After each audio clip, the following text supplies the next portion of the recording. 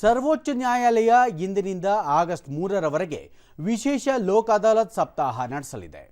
ಸರ್ವೋಚ್ಚ ನ್ಯಾಯಾಲಯ ಸ್ಥಾಪನೆಯಾಗಿ 75ನೇ ವರ್ಷದ ವಾರ್ಷಿಕೋತ್ಸವವನ್ನು ಆಚರಿಸುತ್ತಿರುವ ಹಿನ್ನೆಲೆಯಲ್ಲಿ ಲೋಕ್ ಅದಾಲತ್ ನಡೆಸಲು ತೀರ್ಮಾನಿಸಲಾಗಿದೆ. ಈ ಕುರಿತು ಸುಪ್ರೀಂ ಕೋರ್ಟ್ನ ನ್ಯಾಯಮೂರ್ತಿ ಋಷಿಕೇಶ್ ರಾಯ್ ರಾಜಿ ಸಂಧಾನದ ಮೂಲಕ ಜನರ ವ್ಯಾಜ್ಯಗಳನ್ನು ಲೋಕ್ ಅದಾಲತ್ ಮೂಲಕ ಇತ್ಯರ್ಥಪಡಿಸುವ ಉದ್ದೇಶದಿಂದ ಅದಾಲತ್ ಸಪ್ತಾಹ ಆಯೋಜಿಸಲಾಗಿದೆ.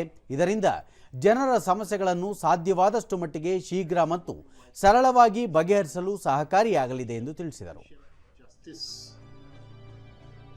And also early resolution of pending disputes. Now, Lok Adalat is an alternate dispute mechanism that allows parties to settle cases outside of the court, either before or during the litigation process.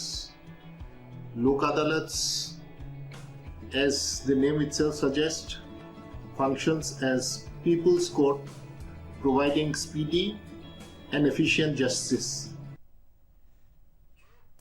Lok ಅದಾಲತ್ಗಳು ನೀಡುವ ತೀರ್ಪು ಅಂತಿಮವಾಗಿರುತ್ತದೆ. ಇಂತಹ ತೀರ್ಪಿನ ವಿರುದ್ಧ ಯಾವುದೇ ನ್ಯಾಯಾಲಯಗಳಲ್ಲಿ ಪ್ರಶ್ನಿಸಲು ಅವಕಾಶವಿರುವುದಿಲ್ಲ.